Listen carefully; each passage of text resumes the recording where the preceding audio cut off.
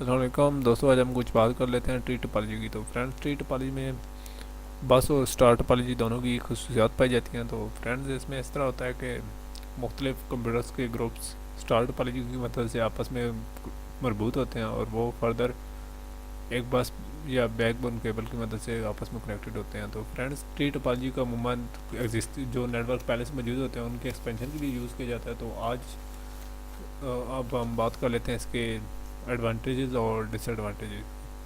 تو سب سے پہلا جو اس کا ایڈوانٹیج ہے کہ اس میں ہر انڈیویجول سیگمنٹ کے لیے پوائنٹ ٹو پوائنٹ وائرنگ ہوتی ہے، اور جو دوسرا اس کا ایڈوانٹیج ہے وہ یہ ہے کہ اس میں مختلف ہارڈ ویئرز اور مختلف قسم کے سافٹ ویئر بھی استعمال ہو سکتے ہیں۔ تو اس کے ڈس ایڈوانٹیجز یہ ہیں کہ تو جس قسم کی کیبل ہوگی اس حساب سے آپ نیٹ ورک کی لینتھ کا ڈیسائیڈ کر سکتے ہیں۔